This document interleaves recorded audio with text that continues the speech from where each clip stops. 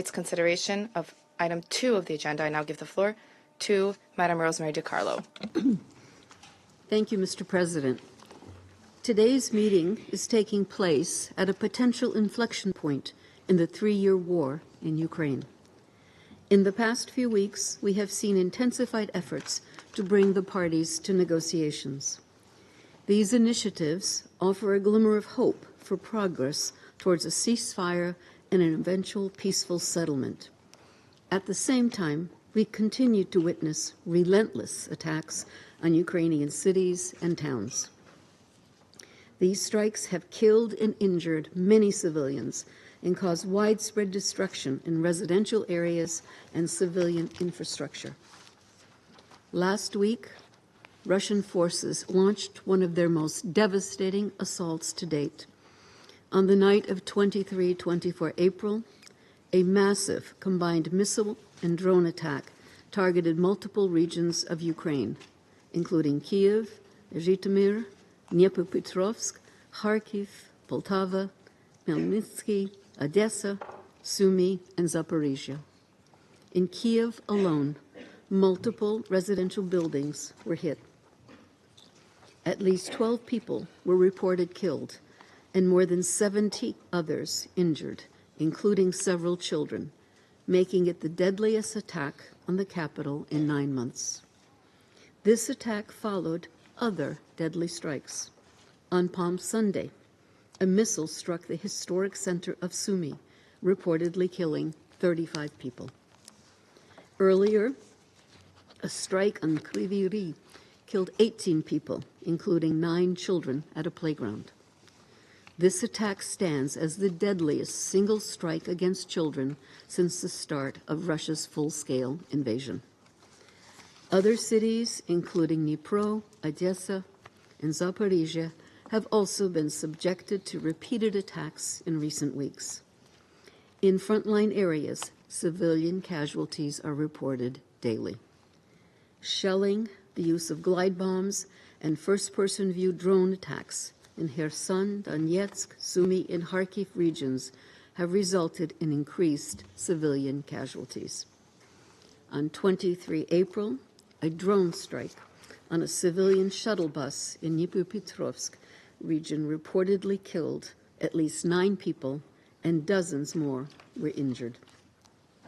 Most of them were women who worked at a nearby mining and processing plant. Mr. President, as of 24 April, the Office of the High Commissioner for Human Rights had verified 151 civilians killed and 697 injured in the month of April. With verification ongoing, this figure is expected to surpass the March figures, which were already 50% higher than in February.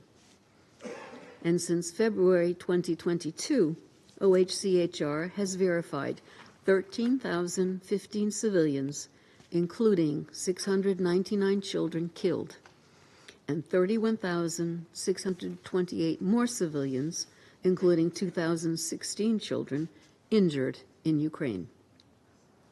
We have also noted recent media reports quoting local Russian authorities that indicate civilian casualties in the Kursk, Bryansk, and Belgorod regions of the Russian Federation. These include alleged Ukrainian strikes on 23 and 24 April that reportedly killed 3 people in the Belgorod region. We condemn all attacks against civilians and civilian infrastructure, wherever they occur. Directing attacks against civilians and civilian infrastructure is prohibited under international humanitarian law and must cease immediately. Mr. President, the Secretary General has called for de-escalation and a durable ceasefire in Ukraine. In this regard, we are encouraged by the diplomatic efforts underway. We take note of yesterday's announcement by the Russian Federation of a 72-hour truce planned for the period from 8 to 10 May.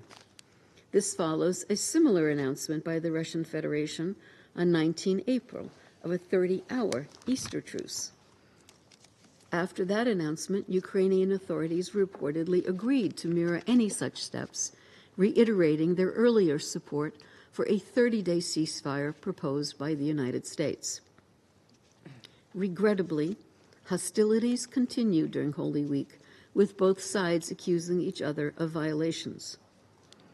A month earlier, on 19 March, the Secretary General welcomed the separate announcements by the United States, the Russian Federation, and Ukraine regarding a 30-day moratorium on strikes against energy infrastructure and the resumption of negotiations on the safety of navigation in the Black Sea.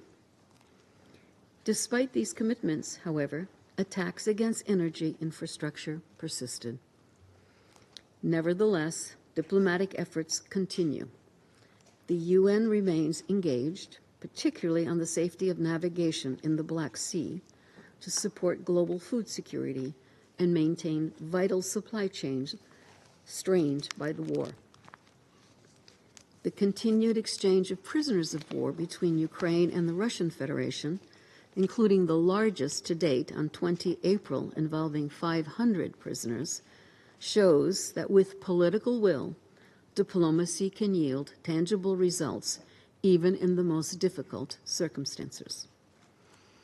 Mr. President, as we approach the 80th anniversary of the end of the Second World War, we are reminded with even greater urgency of the centrality of the Charter of the United Nations and international law in safeguarding peace and security. The Russian Federation's full-scale invasion of Ukraine stands as an egregious challenge to these fundamental principles, jeopardizing stability in Europe and threatening the broader international order. The war in Ukraine is a war of choice. What is needed now is a full, immediate, and unconditional ceasefire as a critical first step towards ending the violence and creating the conditions for a just, comprehensive, and sustainable peace. A peace that fully respects Ukraine's independence, sovereignty, and territorial integrity within its internationally recognized borders in accordance with the UN Charter, international law, and relevant UN resolutions. The United Nations remains prepared to support all meaningful efforts towards this end. Thank you. I thank Madam DiCarlo for her brief